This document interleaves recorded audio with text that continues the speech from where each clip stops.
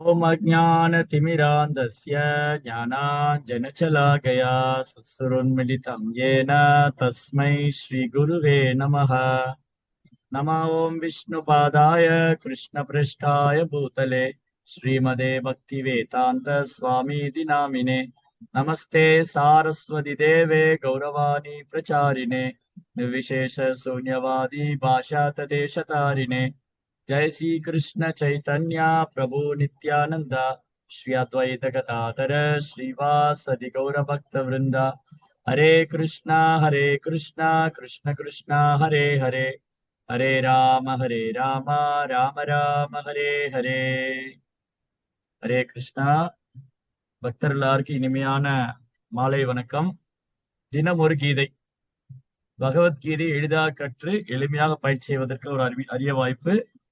ஸ்ரீல பிரபுபாவுடைய பகவத்கீதை உண்மையுருவில் பிரபுபாவுடைய விளக்கத்தோடு இன்னைக்கு நம்ம படிக்கிற ஸ்லோகம் 2ஆம் அத்தியாயம், கீதையின் உட்பொருள் சுருக்கம், பதம் 16. நாசதே வித்யதே பாவோ நபாவோ வித்யதே சதஹ உபயோரபி திருஷ்டோஸ்தன்யோ தத்வதர்ஷிபிஹி. மொழிபெயர்ப்பு மற்றும் பொருளுரை தெய்வ திரு அபய சரணாரவிந்த பக்தி வேதாந்த சுவாமி ஸ்ரீல பிரபுபாத். ஜெய் ஸ்ரீல பிரபுபாத் கி ஜெய். உண்மையை கண்டவர்கள் நிலையற்றதான இந்த உடலுக்கு நீடிப்பும் நித்தியமானதற்கு ஆத்மாவுக்கு மாற்றமும் இல்லை என்று முடிவு செய்துள்ளனர். இவை இரண்டின் இயற்கையும் ஆராய்ந்தே அவர்கள் இதை தீர்மானித்துள்ளனர். அப்ப ரெண்டு விஷயம், உடல் மற்றும் ஆன்மா. இந்த உடலில் உறையும் ஆன்மா. உடல் எத்தகையது, ஆன்மா எத்தகையது, இதனை அறிந்து கொள்பவனே உண்மையான பகுத்தறிவாளன். உடலுக்கும் ஆத்மாவுக்குள்ள பேதத்தை அறிபவனே உண்மையான பகுத்தறிவாளன், அவனே தீரன் அப்படின்னு இதுக்கு முன்றைய பதங்களை நம்ம பார்த்தோம். இப்போ இந்த உண்மையை அறிந்து கொண்டவர்கள், உடல் அழியக்கூடியது, நாம் எடுத்துட்டு இருக்கிற உடல், இந்த உடல் என்றைக்கார்ந்தாலும் ஒரு நாள் இந்த உடல் அழியக்கூடியது, நித்தியம் இல்லாதது, நிரந்தரம் இல்லாதது, உடல் அழியக்கூடியது. அதுக்கப்புறம் இந்த உடலுக்கு நீடிப்புண்டா? நீடிப்பே கிடையாது. ஒரு கட்டத்துல இந்த உடல் என்ன ஆயிரும்? அழிந்து விடும். அதுக்கப்புறம் ஆத்மா இருக்கு இல்லையா, இந்த உடலில் உறையும் ஆன்மா நித்தியமானது, அழிவற்றது, ஆன்மீகமானது.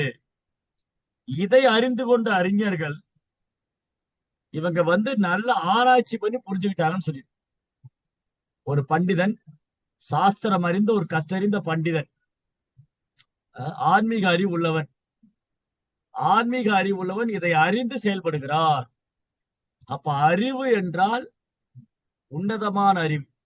அந்த உன்னதமான அறிவு என்றால் ஆத்மாவையும் உடலுக்குள்ள பேதத்தை அறிந்து கொள்வது.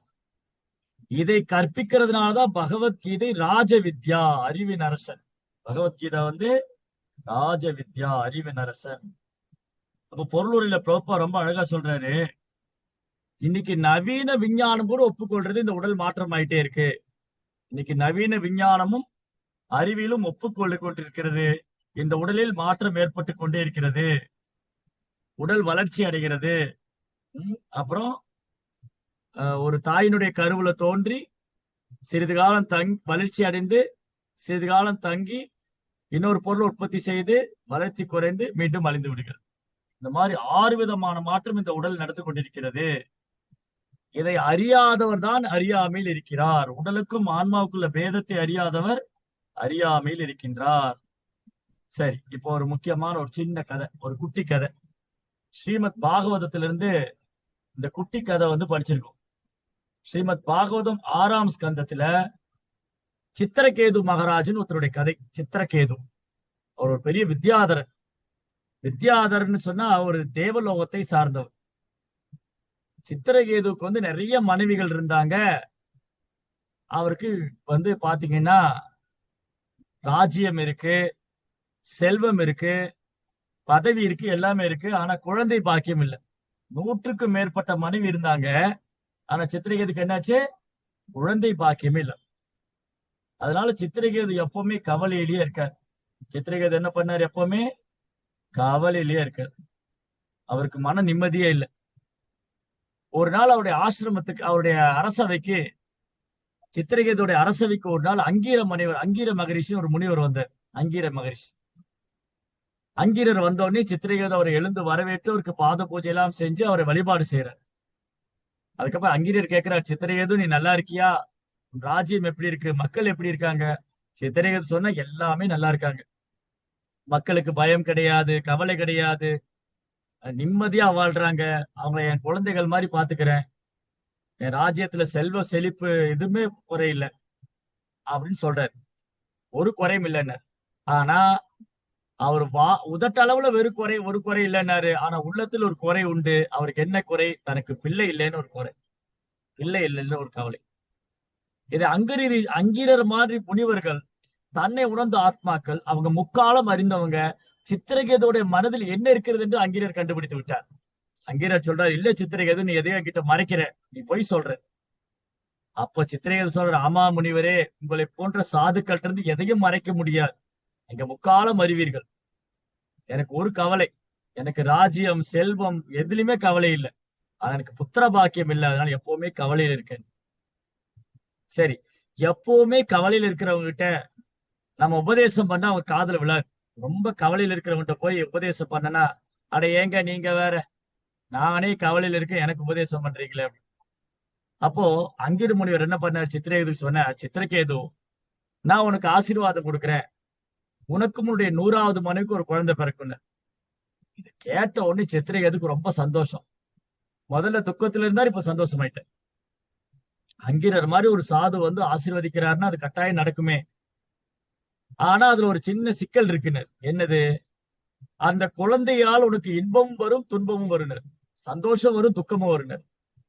சித்திரகேது சொன்னார், பரவாயில்ல முனிவரே, குழந்தையே இல்லாம இருக்கிறதுக்கு ஒரு குழந்தையினால சுகம் வந்தாலும் சரி, துக்கம் வந்தாலும் எதுவும் நாம் ஏற்றுக்கொள்ள தயாரா இருக்கு. குழந்தை சொல் பேச்சு கேட்டா சுகம், சொல் பேச்சு கேட்காம வளர்ந்தா துக்கம்.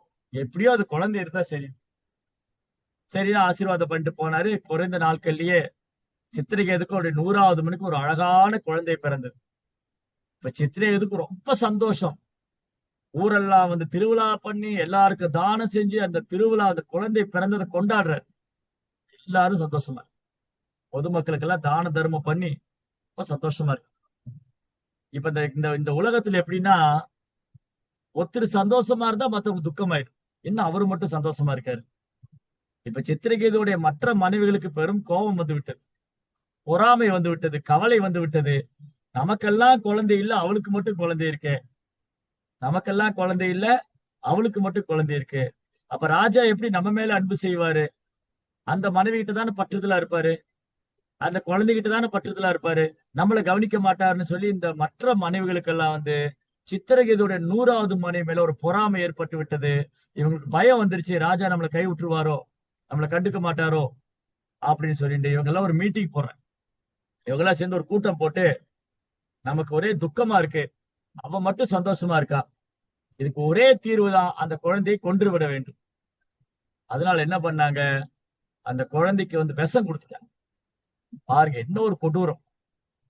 மத்தவங்க சுகம் பாண்டு, மத்தவங்க சந்தோஷமா இருக்கிறது இந்த மாதிரி நபருக்கு பெரும் துக்கமாகி விட்டது. அந்த குழந்தைக்கு என்ன பண்ணாங்க? விஷம் கொடுத்துட்டாங்க. இப்ப குழந்தை இறந்து விட்டது.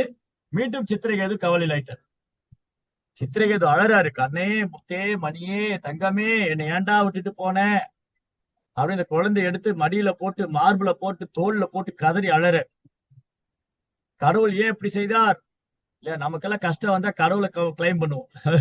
நம்ம கஷ்டம் வந்துட்டாலே இறைவன் மேல பழிய போட்டுரும். கடவுளுக்கு கண்ணு கிடையாது, கருணை கிடையாது, காது கிடையாது, என் பிரார்த்தனையை கேட்கவில்லையா, கடவுள் ஏன் இப்படி செய்தார், கடவுள் ஏன் அப்படி செய்தார், எனக்கு மட்டும் ஏன் இப்படி செய்தார் அப்படின்னு நம்ம புகார் சொல்ல ஆரம்பிச்சு, இறைவன் மேல புகார் சொல்ல ஆரம்பிச்சு. இப்ப என்னாச்சு? இந்த தடவை இந்த குழந்தை இறந்தப்போ சித்திரகேது கவலையில் இருக்க. அந்த குழந்தைக்கு ஹர்ஷ சோகான்னு பேர் வச்சார். ஹர்ஷா என்றால் சந்தோஷம், சோகா என்றால் துக்கம். முதல்ல சித்திரகேது கவலையில் இருந்தார், குழந்தை பிறந்தோடனே சந்தோஷமானார். இப்ப குழந்தை இறந்த வச்சு மீண்டும் துக்கத்துல ஆயிட்டார். இப்ப இந்த நேரத்துல, அந்த குழந்தை இறந்து அழுது கொண்டிருக்கிற நேரத்துல அங்கீர முனிவர் திரும்ப வராரு, கூட நாரதரையும் அழைச்சிட்டு வர்றாரு. அங்கீரரும் நாரதரும் நெருக்கமான நண்பர்கள். இப்ப அங்கீர முனிவர் சித்திரகேதுடைய அரண்மனைக்கு நாரதரையும் அழைச்சிட்டு வந்தாரு. அங்கீரரை பார்த்த உடனே சித்திரகேது அழறாரு, பாருங்க முனிவரே, நீங்க ஆசீர்வாதம் பண்ணி குழந்தை பிறந்தது, அந்த குழந்தை இறந்து விட்டது, என்னால தாங்க முடியல, எனக்கு கண்கள்ல கண்ணீர் மல்க அழற. அப்ப இந்த தடவை நாரதர் என்ன பண்ணாரு, அந்த குழந்தையை உயிர்ப்பித்தார். நாரதர் தன்னுடைய தெய்வீக சக்தியால அந்த குழந்தைக்கு உயிர் கொடுத்தாரு. அந்த குழந்தை கண் விழிச்சு கண் விழித்தது. குழந்தை கண் விழித்த உடனே சித்திரகேதுக்கு ரொம்ப சந்தோஷம். முதல்ல துக்கம், அப்புறம் சந்தோஷம், அப்புறம் துக்கம், திரும்பி சந்தோஷம். குழந்தை எடுத்து மார்புல கட்டி தழுவிண்டு, கண்ணே என்னை விட்டு ஏப்பா போனேன், அப்பா விட்டு ஏன் போனேன்னு அழற. குழந்தைக்கு உயிர் வந்தோன்னு சித்திரகேதுக்கு சந்தோஷம் ஆயிடுச்சு. இப்ப நாரத முனிவர் என்ன பண்ணாரு, குழந்தைக்கு உயிர் மட்டும் கொடுக்கல, அந்த குழந்தைய பேச வச்சாரு. அந்த குழந்தை கேக்குது அப்பா கிட்ட, நீங்க யாரு? சித்திரகேதுவை பார்த்து அந்த குழந்தை கேக்குது, நீங்க யாரு? எப்படி இருக்கும் வீட்டுல வந்து ஒரு குழந்தை அவங்க அப்பாவை பார்த்து நீ யாருன்னு கேட்டேன். அப்படி அப்பா வேலைக்கு போயிட்டு வந்தாரு. ஒரு குழந்தை 4-5 வயசு குழந்தை விளையாடிட்டு இருந்தது. அப்பா வந்தனே, ஹலோ சார், நீங்க யாரு அப்படின்னு கேட்டா எப்படி இருக்கும்?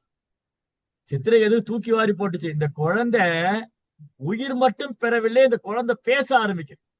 நாரத முனிவர் அந்த குழந்தைக்கு உயிர் மட்டும் கொடுக்கல, அந்த குழந்தைய பேச வச்சார். இப்போ சித்திரகேது சொல்றாரு, நான் தாண்டா கண்ணா உன் அப்பா. கண்ணே, நான் தான் உன் அப்பா. உடனே அந்த குழந்தை அடுத்த கேள்வி கேக்குது, நீ எனக்கு எத்தனாவது அப்பான்னு கேட்டு. எப்படி இருக்கும்? ஒரு தந்தைய பார்த்து நீ எனக்கு எத்தனாவது அப்பான்னு கேட்டா அந்த தந்தையுடைய மனம் எப்படி சுக்கு நூறா உடஞ்சு. சித்திரகேதுக்கு அதிசயம், ஆச்சரியம், புருவமெல்லாம் பெரித்து, கண்களெல்லாம் பெருசு, ஆச்சரியத்துல பாக்குற, என்னடா இந்த குழந்தை என்னை பார்த்து எத்தனாவது அப்பான்னு கேக்குது, நீ எனக்கு எத்தனாவது அப்பான்னு கேட்டுச்சு. சித்திரகேதுக்கு தூக்கி வாரி போட்டுச்சு, நான் தாண்டா உனக்கு ஒரே ஒரு அப்பா, நான் தாண்டா அப்பா. ஏன் உங்க குழந்தை நம்ம வீட்டுல நம்ம குழந்தை நம்ம கிட்ட வந்து நீ எனக்கு எத்தனாவது அப்பான்னு கேட்டா எப்படி இருக்கு நமக்கு? ஏன்டா இந்த மாதிரி கேள்வி எல்லாம் கேட்கிற, யாரா சொல்லி கொடுத்தான்னு சண்டைக்கு போயிடும், அடிக்க போயிடும். இப்போ அந்த குழந்தை சொல்லிச்சு, சித்திரகேது சொல்றாரு சித்திரகேது பார்த்து அந்த குழந்தை சொல்லுது. சித்திரகேது அந்த குழந்தைய பார்த்து கேட்கிறாரு, என்ன இப்படி கேட்கிற, நான் தான் அவன் அப்பா. உடனே அந்த குழந்தை சொல்லுது, இல்ல இல்ல, இதுக்கு முன்னாடி நான் நிறைய அப்பா பார்த்திருக்கேன். ஒட்டக அப்பா, யானை அப்பா, பூனை அப்பா, நாய் அப்பா, நிறைய தந்தைகளை பார்த்திருக்கேன். இதுல நீ எனக்கு எந்த தந்தை? இப்ப சித்திரகேதுக்கு ஒண்ணும் புரியல. என்னடா இந்த குழந்தை ஒட்டகங்கிறது, பூனைங்கிறது, நாய்ங்குது, யானைங்குது, குதிரைங்குது. அப்ப நாரதர் கூப்பிட்டு சித்திரகேதை தன் அருகில் அமர்த்தி கொண்டார். நாரதர் வந்து சித்திரகேது தன் பக்கத்துல உட்கார, சித்திரகேது, இப்ப உன் குழந்தையோட உடல்ல இருந்து உன் ஆன்மா பேசியது. இந்த குழந்தையோட உடல்ல இருந்து அந்த குழந்தையோட ஆன்மா பேசியது. நீ குழந்தையின் உடலுக்காக அழுது கொண்டிருக்கிறாய். இந்த உடல் வேறு, ஆன்மா வேறு. இந்த உடல் தோன்றி மறையக்கூடியது, நித்தியமில்லாதது, அழிவற்றது. இந்த உடலில் இருக்கும் ஆன்மா நித்தியமானது, அழிவற்றது. சாரி, இந்த உடல் நித்தியமில்லாதது, அழியக்கூடியது. இந்த உடல் இருக்கிற ஆத்மா நித்தியமற்றது. சாரி, இந்த உடல் கரெக்ட், இந்த உடல் நித்தியமில்லாதது, அழியக்கூடியது. ஆனா இந்த உடல்ல இருக்கும் ஆன்மா நித்தியமானது, அழிவற்றது. இப்போ உன் குழந்தையோட உடல் இருக்கிற ஆத்மா உங்ககிட்ட பேசியது. இந்த ஆன்மா இதுக்கு முன்னாடி நிறைய உடல் எடுத்திருக்கு. மனித உடல் எடுத்திருக்கு, மிருக உடல் எடுத்திருக்கு, தாவரங்கள், பறவைகள், புழுக்கள், பூச்சிங்க, 84 லட்சம் வகையான உடல் இந்த ஆன்மா எடுத்திருக்கு. இதுக்கு முன்னாடி இந்த ஆன்மா நிறைய உடல் எடுத்திருக்கு. இப்போ அது உனக்கு குழந்தையா வந்திருக்கு. இந்த ஆன்மா இப்போ உன் குழந்தையோட உடல் இருந்து பேசு அப்படின்னு சொல்லி ஆத்மாவின் தத்துவத்தை வந்து சித்திரகேதுவுக்கு நாரதர் உபதேசிக்கிறார். ஆத்மாவின் தத்துவத்தை சித்திரகேது நாரதருக்கு உபதேசிக்கிறார். நாரதர் வந்து சித்திரகேதுக்கு உபதேசிக்கிறார். அன்று முதல் சித்திரகேது ஆன்மீக ஞானம் பெற்றார். ஆன்மீக ஞானம் பெற்று இந்த உடலுக்கும் ஆன்மாவுக்குள்ள பேதத்தை அறிந்து கொண்டார். அதனால அறிவியல்லே வந்து ஞானத்திலே சிறந்தது ஆத்ம விஞ்ஞானம், ஆத்ம ஞானத்தை அறிந்து கொள்வது. ஆனா துரதிருஷ்டவசமா இன்னைக்கு வந்து இந்த ஆத்ம ஞானம், ஆத்ம விஞ்ஞானம், ஆன்மாவை பற்றிய தத்துவம், இது எந்த ஸ்கூல்லயும், காலேஜ்லயும், பல்கலைக்கழகங்களையும், ஸ்கூல்ஸ், காலேஜ், யூனிவர்சிட்டி எங்கேயுமே இதுக்கான பாடம் இல்லை. ஆனா நம்முடைய ராமாயணம், மகாபாரதம், இதிகாசங்கள், புராணங்கள், பகவத்கீதை, பாகவதம், நம்முடைய வேத கல்வி ஆன்ம ஞானத்தை கொடுக்கக்கூடியது.